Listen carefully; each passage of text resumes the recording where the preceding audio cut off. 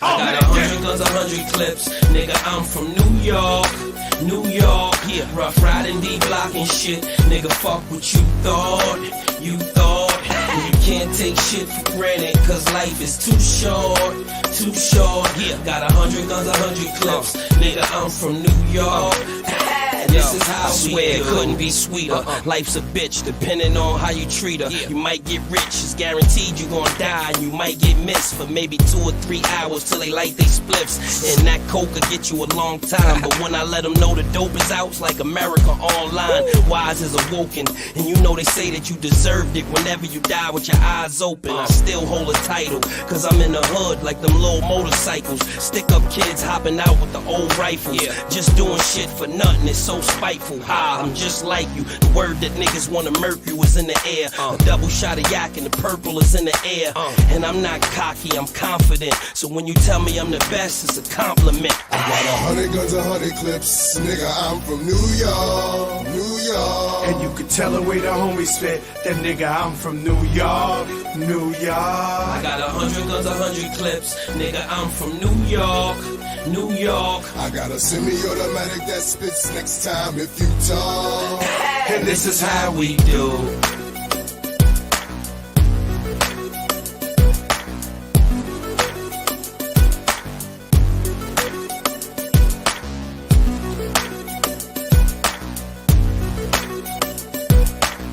You gonna fight it to the bitter end? I always fight to the bitter end, don't I? We have before us the opportunity to forge for ourselves and for future generations a new world order. This crusade, this war on terrorism, is going to take a while. We came, we saw, he died. We tortured some folks.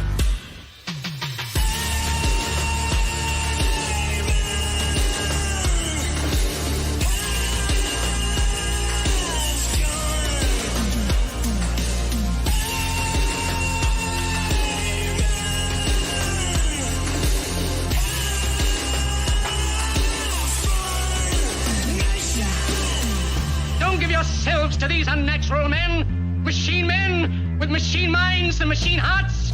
You are not machines, you are not cattle, you are men. You have the love of humanity in your hearts. You don't hate, only the unloved hate, the unloved and the unnatural. Soldiers, don't fight for slavery, fight for liberty.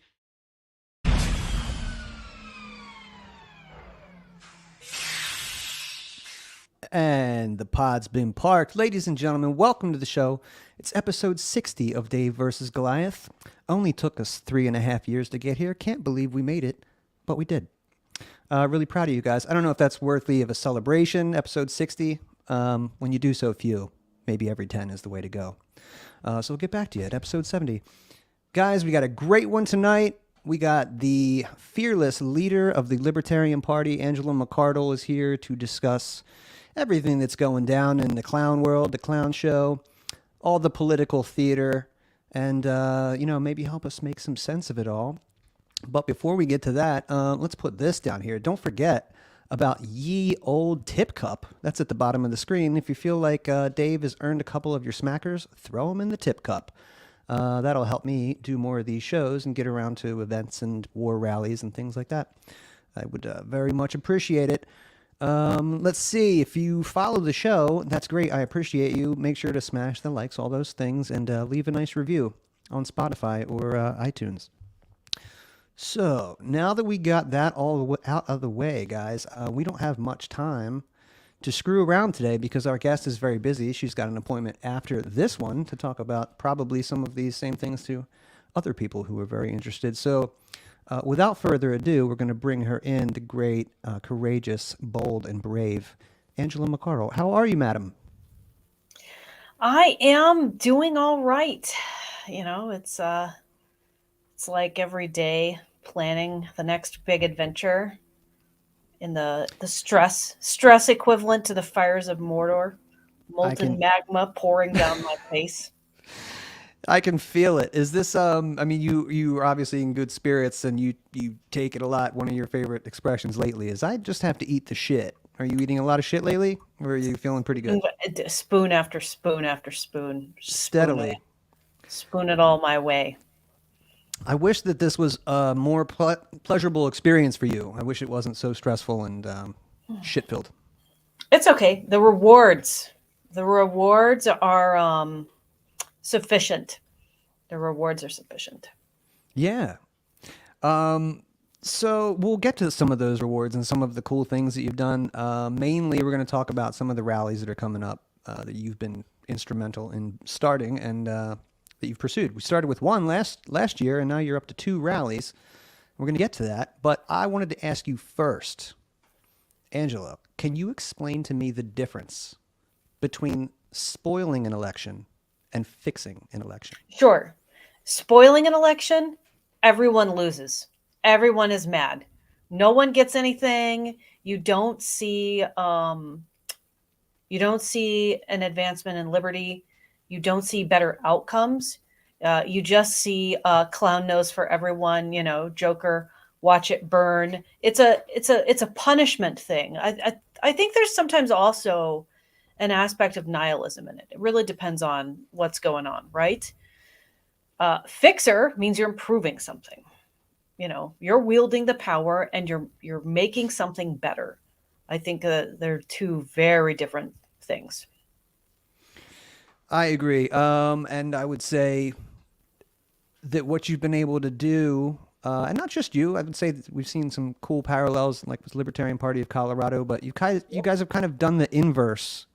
Like, rather than, hey, we need this guy to take us to the very top and he's the one to do it this year. It's like, well, maybe if you just use some, jujitsu on these people. Yes. Then that's really where your true power lies. And I wish that more people were, just maybe more creative. Like you've gotten a lot of grief for not only like talking with Trump, but you went to Mar-a-Lago, you spoke with him, you brought him to our convention. He heard our grievances.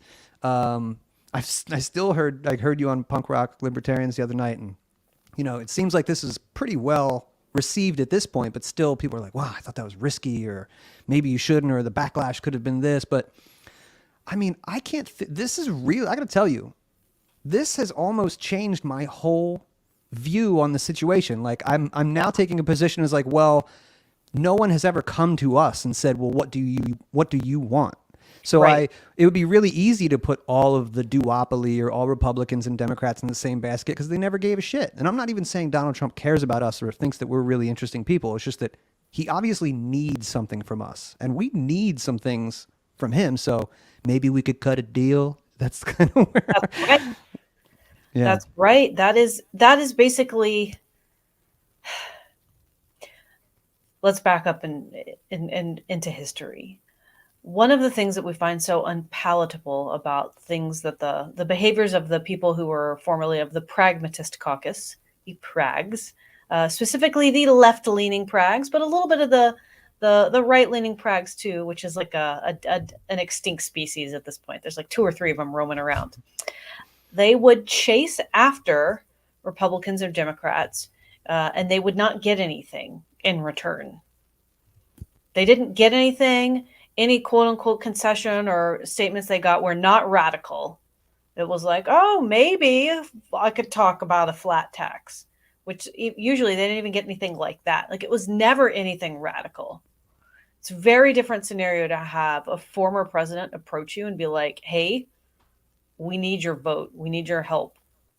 What can we do to make that happen? And then you can say something really radical, like free one of our political prisoners and abolish an agency. And he'll be like, you son of a bitch, I'm in. Like that doesn't happen. They're very different scenarios. Agreed. And he didn't, that speech, I've went back and I've watched it a couple times now from when he came to our convention. And I've put this on Smots' show and another one or two. But I would challenge anybody. Again, I know this is just rhetoric. Yeah. But I will challenge anybody to go find any ex-president or our current libertarian president and vice presidential candidates.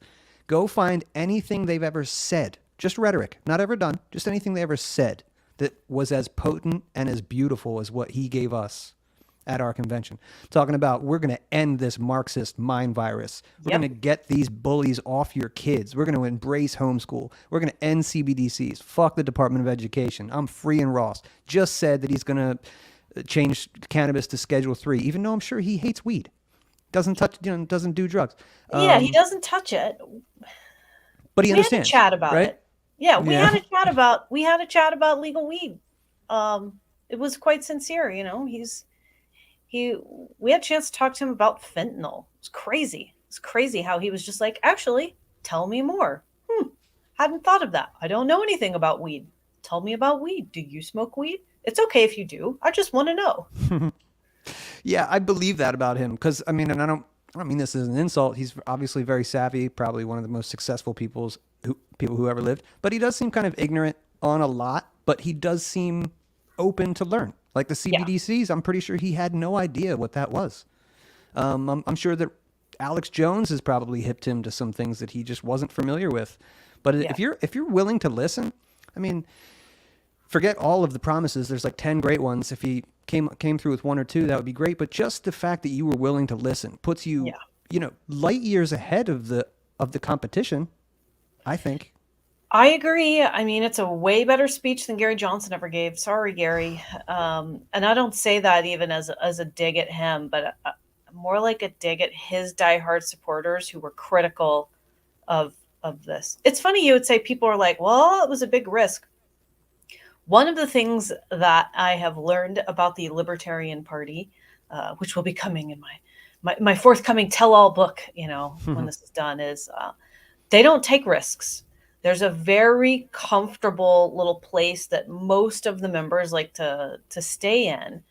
And, moving outside of that comfort zone is unacceptable in a lot of their eyes. But the whole point of politics, right, is making advancements, taking risks, trying to win something, and you risk losing it. And it's like, if you never try to win anything, you don't risk anything. It's very interesting to see that mindset up close. Yeah, I don't know how you can answer this. I'm sure that you have, fiduciary duty and whatnot. But we just did a podcast with Pete Q about 2 hours ago on Smotz's show. And we talked about, has the Mises Caucus takeover been a success? Has it been a failure? And, you could make the argument, I think, for either one of those. Immediately, he said, obviously, take a look at Chase. That's failure. And while I totally understand that, I really do. He also has been in the inside baseball long enough to know that, hey, man, do you see what Angela was just able to accomplish just by herself? Like, do you not see that that's historic? And I said, hey, man, we're going to get somebody in the cabinet. And I listed all those things. And he's like, well, I know some people who are probably going to get in that cabinet. And nothing against Pete. I'm just saying, like, yeah, but we're doing that too over here. It's not going to come. The change that we want is not going to come from one organization. It's just, it literally is decentralized and beautiful. But if we're getting anybody around Trump, we are in a competition with the right in a way that we are not with the left. And if we have people like you and Clint and Josie and Dave, even in the orbit, going, hey, man, maybe this is the way instead of this. Like, that could literally be the difference between him turning to like a John Bolton again or somebody like Vivek. Like, I just think that should not be overlooked for a second. It's not, you can't say that it's a failure when we've made this much progress in spite of all of the obstacles and all of the hurdles set before us, financial and technical sabotage. The fact that we had a former president come speak at our convention and agree publicly more than once to free one of our political prisoners and abolish the Department of Education. I mean, that's huge. I'm still in regular contact with all of these guys. It's not like it was just a one-off thing and they disappeared. I'm not speaking with any of them today because they got a big debate going on. They're prepping for, but yeah, like that's incredible. And I wouldn't credit where credit is due. I wouldn't be able to do all of this cool stuff if the Mises Caucus hadn't gotten together and worked their butts off to elect me. So it's not just me. Like it's like a relay race, and everybody had to run their share of the race and carry the baton. And I just had to get it across the finish line. So major props and thank you to everybody who was at Reno and everybody who's been at county and state level conventions. Like, it totally paid off. We are doing amazing work. 100%. Yeah, props to all those people. And, but they they chose well. They put you in a place and somebody who was willing to make decisions that, the past 50 years just was too risky or whatever. It's hard decisions too. The whole like joint fundraising thing with Kennedy. It's controversial. There are Mises people too who are upset about it. It's not like I wake up one morning and I'm like, oh my gosh, how can I enrage a whole bunch of people? No, it's like, okay, so you've saddled me with financial problems, rage quitting, data theft, all the crazy stuff, right? How do I rapidly make up a loss? How do I get us back on level ground? And I have to make difficult decisions sometimes. Like it's not an easy thing to do.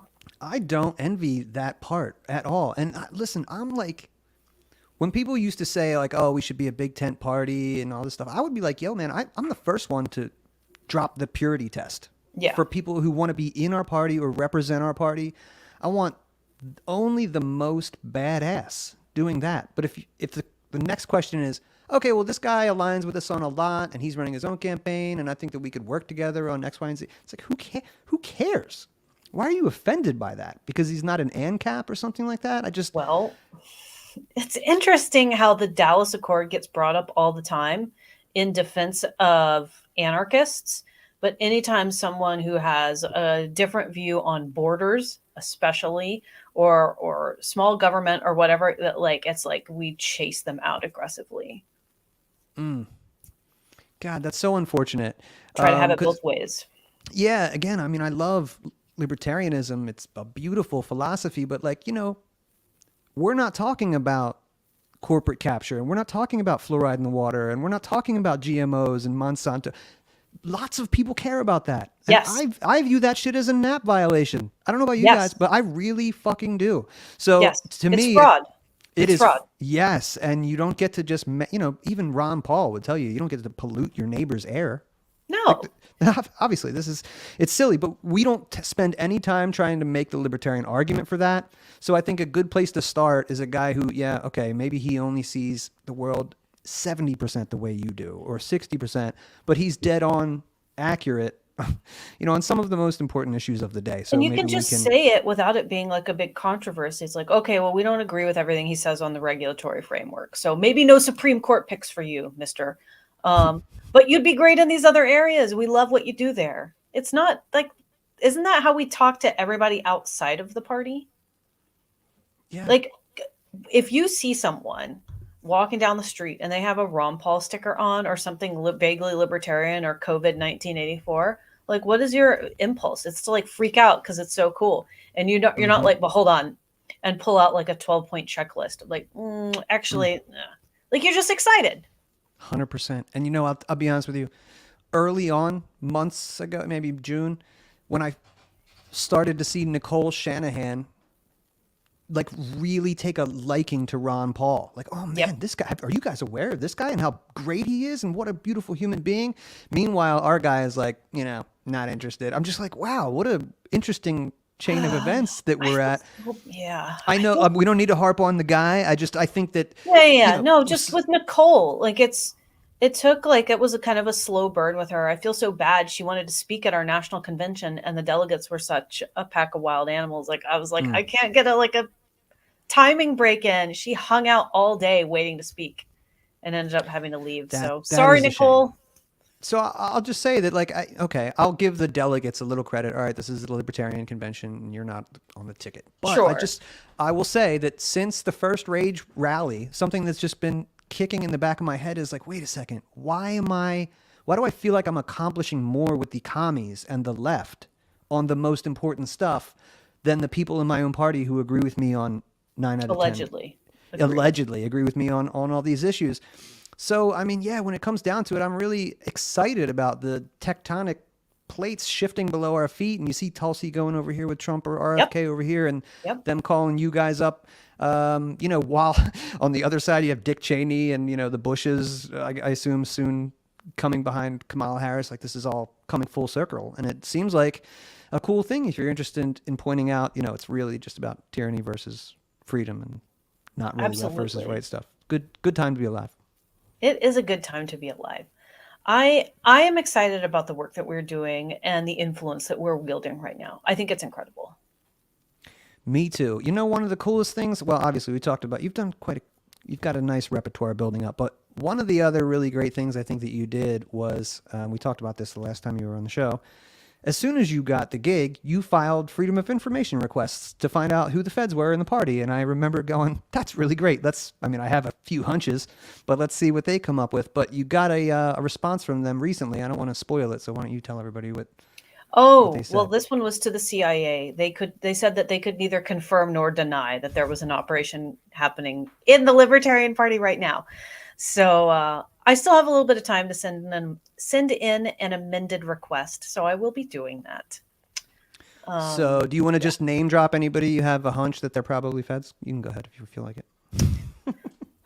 No. That get you in trouble? I'll do it on the next show. No worries. I'll be gracious. They're all over the place. You know, we had some sketchy people try to get involved with the rally too. Just like, get away. You know, I've already got experience with this. They're out there. This whole feds thing, like it's not, it's, what is the right way to say this? I wouldn't say it's not a conspiracy because I think the word conspiracy is abused. Clearly someone is conspiring. It's not a made up fantasy conspiracy. It is very real. So let's just parlay that into the newest version of Russiagate 2.0. When we did the last Rage Against the War Machine rally, that was just kind of kicking off. Yep. And it seems like they're ramping that up again. So let's just take a quick peek back, reminisce a little bit about February 2023, and see how our friend Rachel Maddow reported on the event. And I mean truly random rally on the National Mall in Washington, D.C. My bad. A rally in support of Russia, I guess, given all the Russian flags. They understand Ukraine cannot win this war. They just want to prolong it a little bit longer before the peace talks. This was a tiny event. It was small. Was there anybody here who Make some might have noise! attended You're on a the gray zone! rally? Come on, make noise!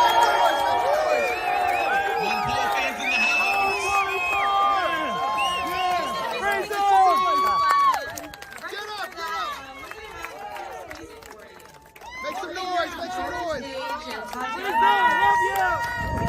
It was a weird assemblage of Americans. There were Proud Boys there. There were some of the white supremacist groups you'd recognize from the Unite the Right rally in Charlottesville a few years ago.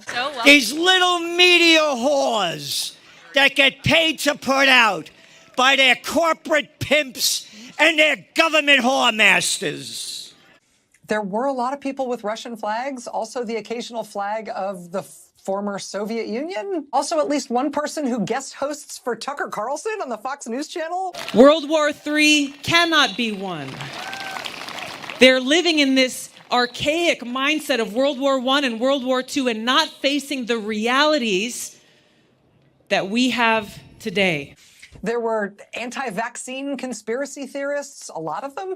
There were cryptocurrency promoters. It was a really weird group. It was a small rally and a weird one. If you can't print the money and you can't collect the taxes by debasing the currency and stealing the wealth from the people, unnerving the middle class and the poor, because that's who really pays for this, you couldn't have a war. That's the assemblage of short straws and split ends and loose change and loose electrons that's advocating in this country that Russia's in the right in this war and America should be on Putin's side.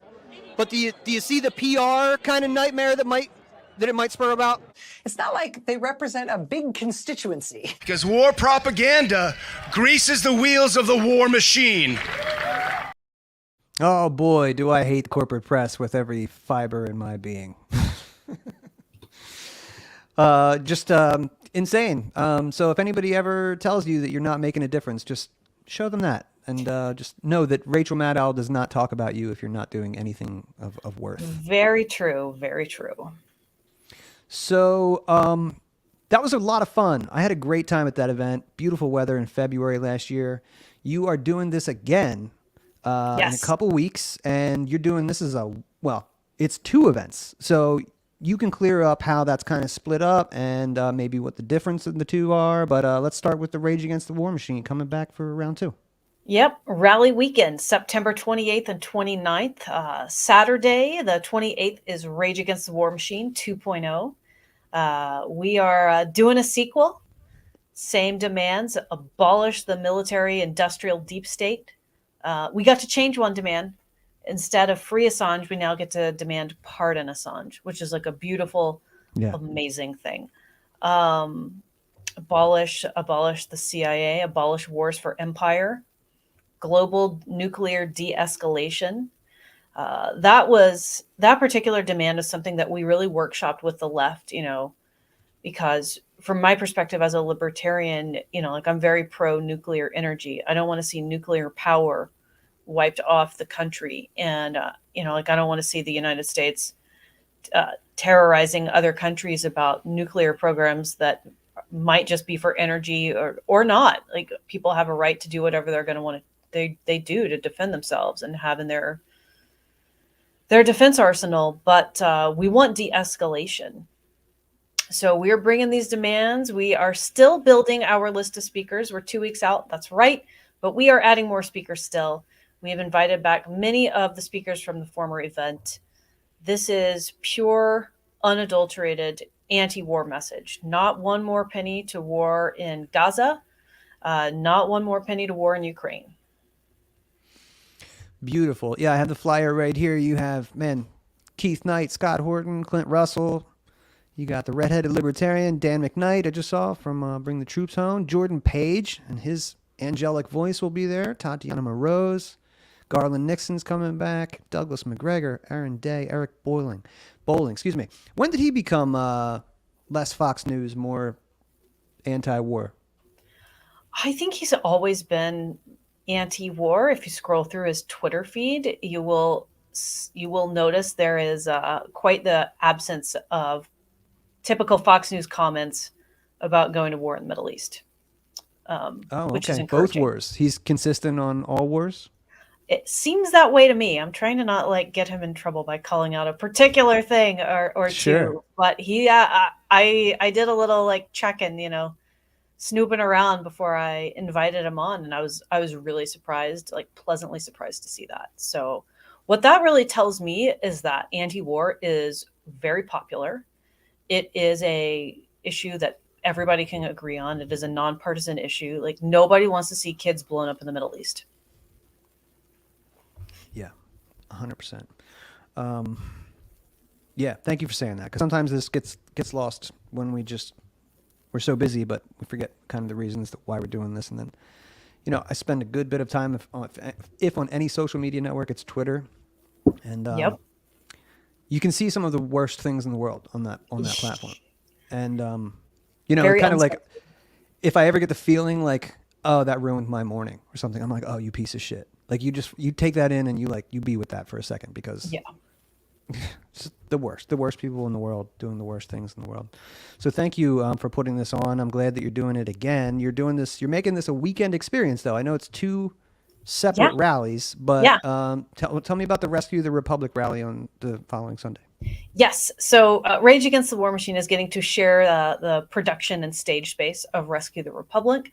So I am really grateful for that. That's basically why we had them back to back. I also thought if we're bringing all these people to rescue the Republic, which one of the pillars of that movement is End Forever Wars, I want them to show up Saturday and also hear end all wars, end that message. So I thought this was a really good outreach opportunity to have them back to back. But Rescue the Republic is the creation of me, Brett Weinstein, and Matt Toon, who is the guy behind the Defeat the Mandates anti-vaccine mandate program, that rally series. There was a huge rally. They had 1,000 people in DC and 30,000 people in LA, weekend after weekend. So that was incredible. We all got together and we said there's something very alarming happening in the United States. It seems like the military industrial complex, there's all these industrial complexes, these state and government merger apparatuses that are starting to control things. The Twitter files, academia, It's more than just woke mind virus. It seems like militarized, regimented, and like it has like a very serious agenda that props up government as it crushes our rights. So we said, we need to form a unity movement to push back against this. Unity, normally when I hear like peace, love, unity, I'm just like, okay, that sounds like kind of spineless and not interesting. This is different. This is like Tulsi Gabbard, Brett Weinstein, maybe Donald Trump. We'll see if he shows up. Robert. I was just going to say that's never going to happen, but I was saying that when you actually made him come. So Right. I'm not going to We'll not going to see. detract now. Yeah. We'll see. I mean, it was on track to happen until someone shot at him at an outdoor situation. So we're going to have bulletproof glass for our speakers. I hate to have to go there, like have you spoken to Trump since he's been they took Not personally, no, to people on his team. Yeah. I was speaking with someone on his team when it happened. Does it seem like he's, I mean, obviously it'd be weird if he wasn't, but does he seem different to you since then? Yeah. Yeah. Yeah. I think so too. Yeah, definitely. I hope he's okay. I saw Melania put out a little video. She doesn't talk much, but she just said, hey, this is weird that nobody's talking about how somebody tried to murder my husband. I feel like we should get to the bottom of that. I know. Yeah. I mean, God bless her. Yeah. There's a lot of speculation and grief about her because how dare she like stand by her man. But yeah, it takes a lot, I think, to break that woman to the point that she needs to speak out publicly. Yeah. But yeah, this event. So we have come together and we've said we got to unite. We got to unite against Team Blue because they're the ones propping up this like conglomerate of industrial complexes. It's a difficult thing to describe, but when I describe it, everyone knows what I'm talking about. It's like a censorship and surveillance state, a medical industrial complex, military industrial complex. There's like this lawfare, abuse of the judicial system, finance industrial complex, academic, obviously, and developmental, and in my opinion, immigration. And so we are basically pushing back against all of that and saying, like we're presenting a counter to what they're doing, like instead of the military industrial complex being propped up by corporate and special interests, it should be that war is always the last resort. I totally agree. It's when you were just saying that, it's just incredible to me that since George Bush, the tables have totally been turned, and that it does seem like all of the tyranny is coming from one end of the political spectrum, and everybody else has to team up to just take on that. That is crazy how that happens. Yep. In fact, during that debate last night, we were talking about who you should support, Trump or Chase. Like I said, I've pretty much used the Libertarian Party as a protest vote for the past, since 2012. Yep. But the party decided to take away my protest vote. I don't feel like voting for Chase is a protest vote. So I said, well, Trump does feel like a protest vote to me. And I got a little bit of pushback because it's, the duopoly and such. But if we're going to assume that, elections do have consequences, that they aren't all selected and not everything is predetermined, and he was actually shot at, and is actually an enemy of the deep state, then okay, it might be worthwhile to, put away the old "don't support the lesser of two evils" saying maybe this one time and go for the thing that's a little less evil or a lot less evil. I think it's more complicated than that. I think that with Donald Trump in particular, who I am not endorsing, I have endorsed Chase Oliver as the best way to take votes from Kamala Harris. So that's on the record. That's a fact. I think what you're watching someone have like a great awakening. And we've also seen Robert F. Kennedy Jr. have it. And it's not going to be 100% libertarian across the board. So that's not what I'm suggesting. But it is a powerful awakening in the direction of good and away from evil. And I think that that's noteworthy. And that when people do that, it needs to be called out and praised and encouraged. Especially since someone shot at him. From my perspective on that, I think it's divine intervention. I think it's God's hand, protecting the fate of the country. At the same time, I don't think God's like stamping an endorsement and that Christians should be, memeing him as Jesus on a cross. But I do think that there's something really beautiful and worth preserving about this country. And I say that as an anarcho-capitalist. But, I think that there's a lot of things in the United States that are unique and that are nowhere else anywhere else on the planet. And we should be trying to save that, We should try to defend our civil liberties. Yeah. Agreed. Again, to go back to his speech at our convention. Yeah. It was littered with talk of, this is your country, your birthright is the American liberty experience, and Marxism is the devil, and all this. I mean, I don't think he said the devil, but evil, and it was pure red meat. And I sent they watched our poll. By the way, they had their own login and they were watching our website. We sent them a ton of talking points. The stuff on Marxism was totally them. We sent them talking points and then they did their own research and added to it. There was a ton of work that went into that. It wasn't like they just ripped it from someone's podcast. There was a lot of back and forth, a lot of asking questions. It was genuine and sincere. And some of the stuff that came up was things that we said in a conversation with him. I was really impressed. I don't necessarily view him as the savior of the United States, but I wonder if he is going to go on this hero's journey to redeem the boomer generation. Oh, that's that's a tall order. Yeah. That, it's well, why do we have another old guy up there? We're in a situation right now where the old guys have really wrecked our country. The boomer generation was very decadent. They got things at much more affordable rates. They kind of were able to just sort of float through life.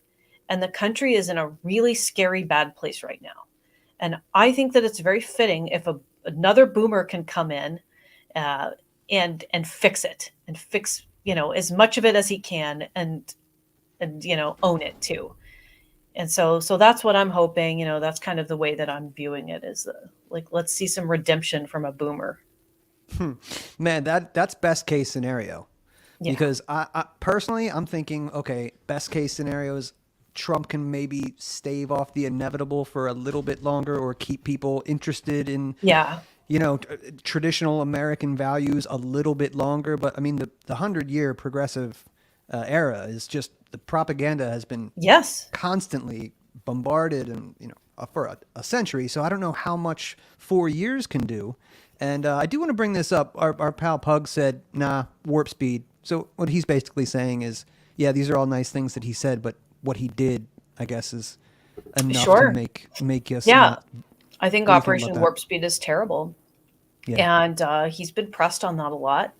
And he did at our convention finally say, that schools that enforce federal vaccine mandates aren't going to get federal funding. It's taken a lot of work from a lot of people to shift his mind on that. It took a lot of people to shift him on Bitcoin. Mm-hmm. It's not at all a perfect scenario. No.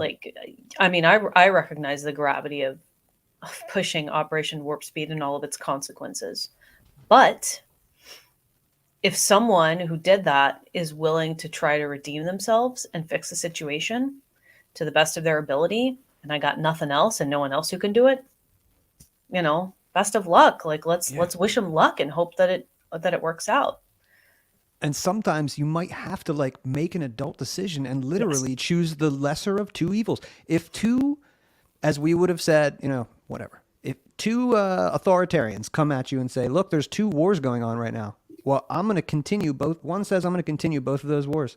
And the other one says, well, I'm going to continue one of them.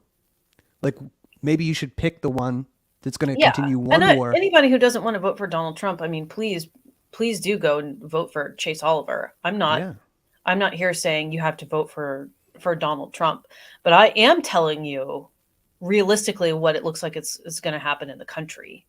Another thing that I think is going to happen that Donald Trump is going to do, hopefully this, if we get him surrounded by the right people. And by the way, the battle for influence right now is essentially libertarians, big L and small L, versus the Giuliani crowd. It is a battle of minds between who didn't screw him over.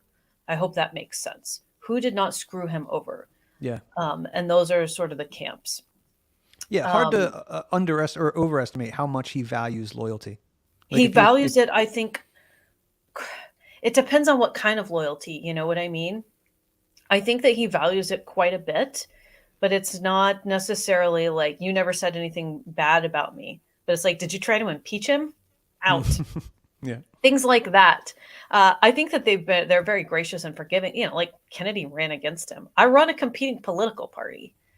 It's a different type of loyalty. It's like, are you going to try to like screw me over? Because if so, you're out. But if it's healthy competition, if it's a battle of ideas, you know, it's like you've changed your mind. If it's just criticism, like all of that, I think is welcome because they really do want to appeal to everybody and also improve, which is good. But anyway, the thing that I think that he is going to do that is going to turn things around in the country, and I hope this really happens, is aggressive deregulation. It's a very unsexy topic.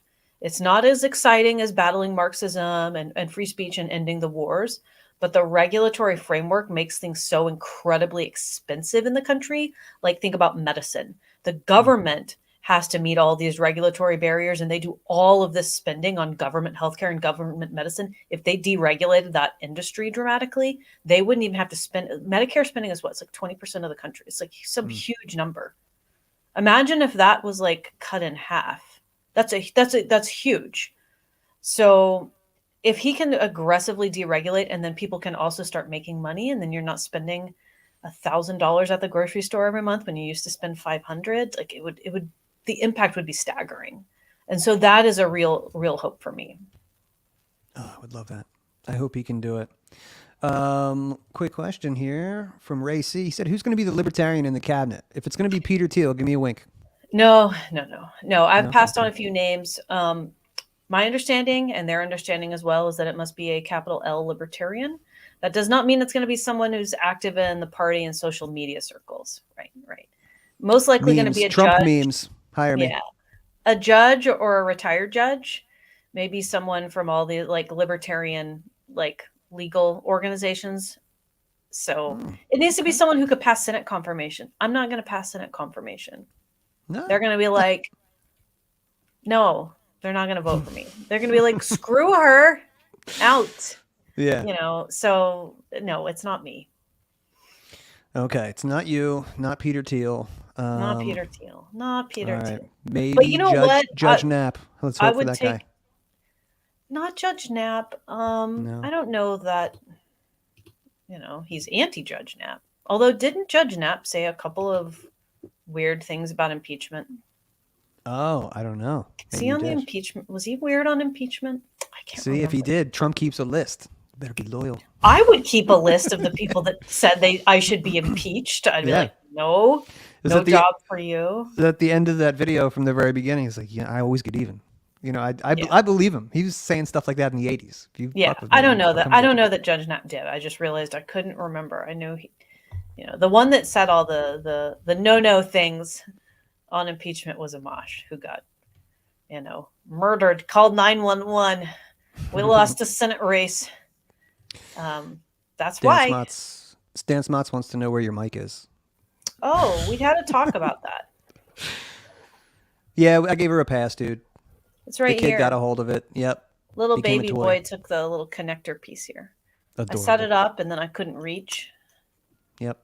And then you'd think, being a woman, I could this would fall in the purview of interior decorating or something. Set up a microphone so you can reach. So I took it apart and I left it, and its pieces are all over. They're gone. Okay. So, foiled once you again. Get that thing, once you get it up and running, though, that's a nice mic. So looking forward to it. It'll be nice. For your third visit, it'll be happening. So just we'll put a bow on the Rescue the Republic, and then we'll get out of here because you got another showing. But this looks great. Yeah, Robert F. Kennedy Jr., Brett Weinstein, Robert Malone, Jimmy Dore, Zuby's going to be there, Tulsi Gabbard. This is great. Why didn't you put it in the same day? You're making it very difficult for me.